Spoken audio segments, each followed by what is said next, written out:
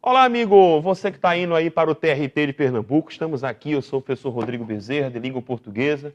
Estamos aqui agora para nós gravarmos para você o nosso último treino, né? Aquele momento especial em que a gente dá aquelas dicas espertas, em que a gente fala alguma coisa especial para que você que está se preparando, aliás, né, essa altura do campeonato, que já está preparado, para você ficar atento àquela questão que certamente estará na sua prova e que você não pode errar.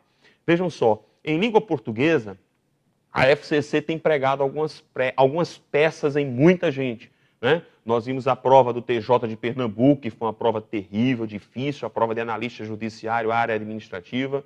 Nós tivemos agora duas provas recentes que não foram muito agradáveis. Nós tivemos o TRE do Paraná, que foi uma prova complexa. Nós tivemos a prova do ISS de São Paulo, que também foi uma prova complexa. Aí nós tivemos a prova do Ministério Público aqui de Pernambuco, uma prova que aconteceu bem recente agora. E nós vimos que a prova voltou, entre aspas, à normalidade. Tivemos uma prova de português até muito fácil, né? Professor, a prova do TRT de Pernambuco corre o risco de vir ruim? Corre, né? Mas pode acontecer também, e eu creio que seja isso, que aconteça isso, de a banca trabalhar num nível mais ou menos mediano, puxando um pouco mais para o difícil, ok? Mas não aquela prova desesperadora, aquela prova de arrancar cabelos. Veja, eu queria nesse nosso treino destacar para você alguns pontos dos quais você não pode se descuidar, tá? Com os quais você precisa ter muito cuidado. Existem alguns assuntos que têm acontecido com muita frequência nas provas da FCC. Quais são eles? Primeiro assunto, esse que vai aparecer para você agora aí. Corta para o slide, por favor. Então vejam só, esse assunto agora é um assunto que a banca da FCC tem reiterado sobre ele. Professor, o que é isso aqui? Veja, está aqui na prova do TRE do Paraná, na questão de técnico. Veja, ele me dá uma frase, ele grifa dois verbos e ele pergunta o emprego das formas verbais grifadas acima, respectivamente, indica o quê? Vejam só, é assunto sempre batido pela FCC, emprego de tempos e modos verbais. Eu sempre digo, você precisa saber para que é que serve um presente do indicativo. Você precisa saber para que é que serve um pretérito imperfeito do indicativo. Você precisa saber para que é que se usa um futuro do pretérito do indicativo. Por quê, professor? Porque nós temos uma noção, muitas vezes, muito superficial do emprego desses tempos e modos verbais. Eu sempre costumo perguntar em sala de aula para que é que serve, por exemplo, um presente do indicativo. E não raro, as respostas são sempre para aquilo que está acontecendo no momento em que se fala. Isso não está errado, mas isso não é apenas o único e exclusivo emprego do presente do indicativo. Há muitos empregos com os quais vocês precisam ter muito cuidado. Vamos resolver essa questão rapidinho. Volta lá para o slide, por favor. Muito bom. Então vejam só. Está aqui, ó. Forneciam, eu fornecia, tu fornecias, ele fornecia. Isso aqui é o que, professor? Isso aqui é um pretérito imperfeito do indicativo. E nós temos aqui caiu, eu caí, tu caíste, ele caiu. Nós temos a forma do pretérito perfeito do indicativo. Ora, vejam que essa questão, a banca não cobra absolutamente nada além do que efetivamente esses tempos representam. Vem comigo aqui, tá? Esses tempos efetivamente representam. Qual a diferença do pretérito imperfeito, professor, para o perfeito? Ambos representam ações situadas no passado. Qual é a distinção básica? O pretérito imperfeito indica uma ação de caráter contínuo no pretérito, ao passo que o pretérito perfeito, daí o seu nome de perfeito, indica uma ação finalizada dentro do passado. Vejam que coisa interessante. Este mesmo pretérito imperfeito que vocês estão vendo aqui, caiu na prova de analista do mesmo tribunal, do TRE do Paraná. Na prova de analista, com um sentido totalmente diferente. E este mesmo pretérito imperfeito caiu na prova do ISS de São Paulo e na prova do TCE de São Paulo, com empregos totalmente diferentes. Aí vejam só, Rodrigo, o que é que ele está cobrando aqui de mim? Nada mais, nada menos do que isso aqui, ó. Volta para cá, por favor, para ler a nossa questão. Ele está cobrando exatamente aqui, ó, a letra há de amor. Ação contínua no passado e fato consumado. Ok? Veja, qual é um outro assunto, professor, com que eu preciso ter cuidado? Vejam, peguem as últimas provas da Fundação Carlos Chagas e vocês vão ver essa brincadeira, entre aspas, aqui, nessa questão reiterada nas provas de FCC, tá? Que é uma pergunta aparentemente boba. Qual é, professor? Predicação verbal. Aquela história de você classificar o verbo em VTD, VTI, VTDI, verbo de ligação, tá? Verbo intransitivo. Então, a banca da FCC gosta demais de trabalhar com essa brincadeira, notadamente com os verbos transitivos diretos, tá? Aí o que é que ela faz? Ela grifa um transitivo direto no enunciado da questão e pergunta a você onde é que está o outro.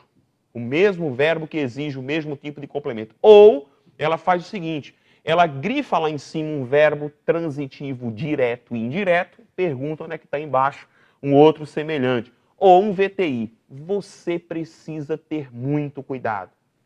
A experiência me leva a dizer que nas últimas provas eles têm trabalhado muito com verbos transitivos diretos e indiretos. Aqueles que exigem duplo complemento, o objeto direto e o indireto. Qual é o problema, professor? É que nas alternativas aparecem muitos verbos transitivos diretos com um objeto direto e em seguida um complemento. Geralmente o complemento, obviamente um complemento nominal, tá? Ou então uma adjunto adverbial. Olha o que acontece. Você olha, vê que existe uma preposição após o objeto direto e julga como VTDI, quando na realidade o verbo é só VTD. Então você tem que ter muito cuidado na análise desses verbos. É uma pergunta aparentemente boba, simplória, mas que pode levá-la ao erro. Vamos dar uma olhada comigo aqui. Volta para cá para o slide. Vamos lá, rapidinho. Então, olha só. Nós temos aqui exatamente, se você der uma olhada aqui comigo, observem aqui, ó. Nós temos aqui, procurava incorporar. Incorporar o quê? Ó, ele vai incorporar verbo transitivo direto e indireto, incorporar a escrita objeto indireto, o ritmo da fala objeto direto. Ele cobra de mim um verbo que é transitivo, que direto, indireto. Se vocês observarem, ó, na letra A, os modernistas promoveram, ó, observem, o que foi que eles promoveram, ó, uma valorização, agora vejam, valorização diferente do léxico. Aí você olha esse do que está aqui e faz, opa, é um VTDI. Não, não, não. Na realidade, eles promoveram uma valorização. Valorização do léxico é o complemento nominal. Não tem nada de objeto indireto, tá? Porque o verbo é só VTD. Letra B, consagrar o vocabulário, o vocabulário usual. Olha, quem consagra, consagra algo, o vocabulário usual, objeto direto. Letra C, dar, o que é que o cara vai dar? Estado de literatura. A quem? Aos fatos da civilização moderna. Está aqui o meu objeto indireto, está aqui o meu VTDI, eis a minha resposta. Entenderam? Eis a minha resposta. Letra D de dado. No Brasil, ele significou, vejam, olha o perigo, significou o quê? Significou a libertação, objeto direto. Libertação dos escravos, aliás, dos modelos, dos escravos, dos modelos acadêmicos, é a libertação deles. Eles estão sendo aqui, é libertar os modelos acadêmicos? Ora, professor, eu tenho outra situação aqui, em que eu tenho o quê, professor? Um complemento nominal. Tem nada de verbo transitivo direto e indireto aqui, entenderam? Tem que ter muito cuidado. E na letra E, que sua contribuição foi a liberdade, é um verbo de ligação. Então, veja, é uma situação simples, tá? É uma situação simples com a qual você precisa ter muito cuidado para não errar. Combinado assim? Combinado? Vamos ver um outro assunto, então? Um outro assunto que deve estar na sua prova. Volta para cá, por favor, rapidinho. Corta para cá. Então, olha só. Terceiro assunto. Gente, assunto envolvendo período, tá? Envolvendo sintaxe do período composto. Notadamente, eu dou uma cartada aqui para você. notadamente orações causais, consecutivas e concessivas. Tá? Fique atento, fique atenta a esse tipo de conteúdo. Por quê? Porque ele é muito cobrado. Muito cobrado. As orações concessivas são sempre muito cobradas. Está aqui, ó. Vamos lá aqui comigo. Volta para cá, por favor, para o slide. Volta para o slide. Então, olha só. Está aqui, ó. Ele pede que eu reescreva, ó. Esse segmento aqui, ele é equivalente a quê? Observem. Então, ó. Mas o sistema, por muito tempo restrito apenas à tela grande, estendeu-se progressivamente. Você precisava entender que, ó, entre restrito e estender-se, observem, existe uma relação de quê? Oposição semântica.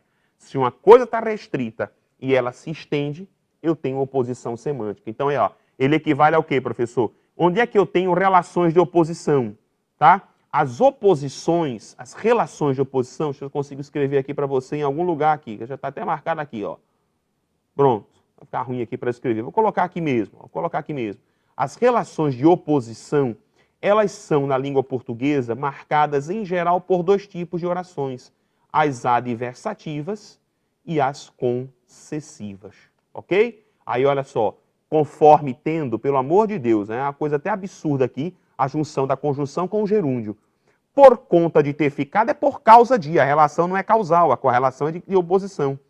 Ainda que tenha ficado muito tempo restrito, está aqui minha resposta, em vez de não é, porque não é lugar, e vejam, ficando há muito tempo restrito, vai a ressalva.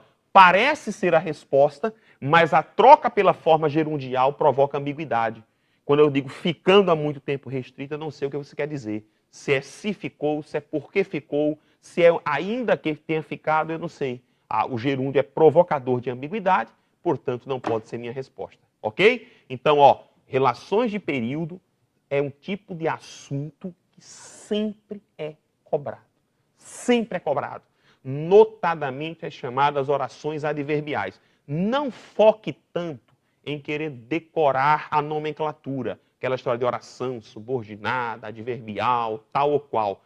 Procure entender antes a função dos nexos, a função das conjunções na estrutura do período, ok? Volta lá para o slide, por favor, para nós terminarmos aqui. Vai uma última dica para você agora, hein? Uma última dica para você agora, que é o seguinte. Toda prova, vem comigo, em toda prova da FCC tem uma questão de quê? Correção gramatical. Você vai ter que ter cuidado. Eles batem muito nesta tecla, muito. Eles querem saber se você entende um pouco de correção gramatical, entendeu? Assinale a alternativa que está clara e corretamente redigida. Isso é uma arma da FCC. Pegue as grandes provas, as provas mais difíceis, TJ de Pernambuco, TRE do Paraná, ISS de São Paulo, TCE de São Paulo. Todas essas provas, em todas elas, invariavelmente, nós tivemos uma grande quantidade de questões de correção gramatical. Nessa situação, fique atento a quê?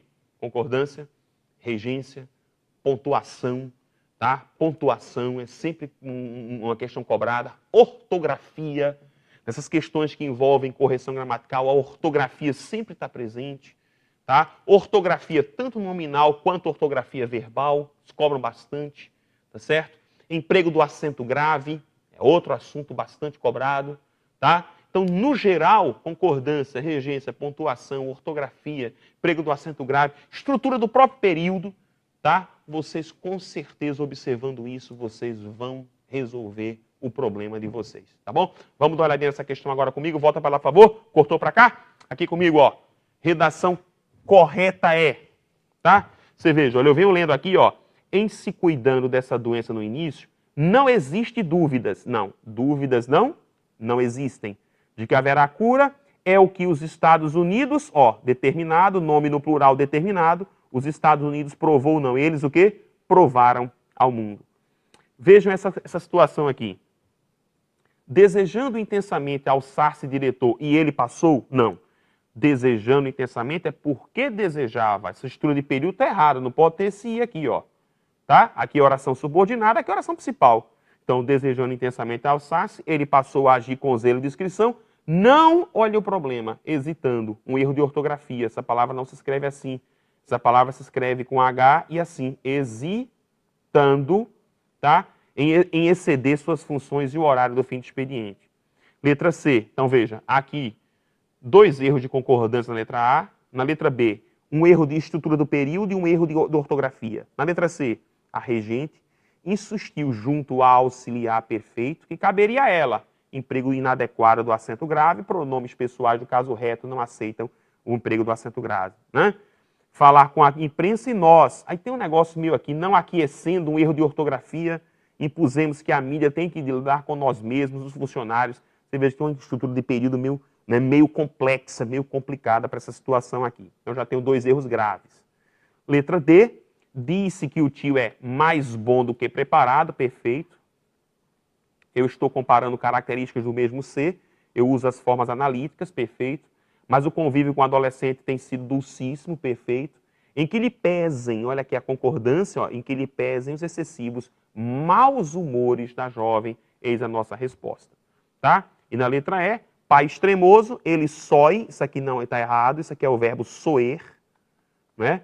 Que é igual a doer na conjugação, que é igual a roer, que é igual a moer. Soer aqui é ser costume, ser frequente, então aqui na realidade ele não sói assim, ele sói assim, ser o melhor conselheiro dos filhos, salvo se o exacerbam os ânimos ao reincidirem pela enésima vez no mesmo erro, né? Uma estrutura de período aqui complexa, mas eu tenho um erro ortográfico já grave aqui, ok? Então, ó, tranquilidade, paz. Professor, e a interpretação de textos? O que é que eu faço agora? Agora mais nada, né? Deveria ter lido, deveria ter praticado. Você que leu, praticou, deve estar tranquilo, tá? Não tem muito o que fazer. Eu sempre digo, garantam-se nas questões de gramática, nas questões gramaticais. Por quê? Porque reserve um erro para a parte de interpretação. Se a prova vier muito complexa, se ela vier, você que está me vendo agora e fez a prova do TJ de Pernambuco, sabe o que eu estou falando. Se ela vier muito complexa, a minha sugestão, comece a responder de trás para frente. Pegue a prova da parte gramatical para a parte interpretativa. Em vez de você pegar a interpretação para a gramática, por quê? Garanta-se na gramática e deixe para errar, se errar, uma questão de interpretação. Tá bom assim? Essa é a nossa dica. Você está aí agora preparado. Receba nosso abraço, receba nossa energia, tá certo? Eu torço que você seja aprovado e conte sempre conosco aqui do Complexo de Ensino Renato Saraiva, quando você quiser se preparar para concurso público, que indubitavelmente aqui está a melhor equipe. Um grande abraço e eu não desejo boa sorte para você. Sorte é para quem não está preparado. Se você está preparado, se você estudou, se você se preparou com a nossa equipe, para você é uma excelente prova.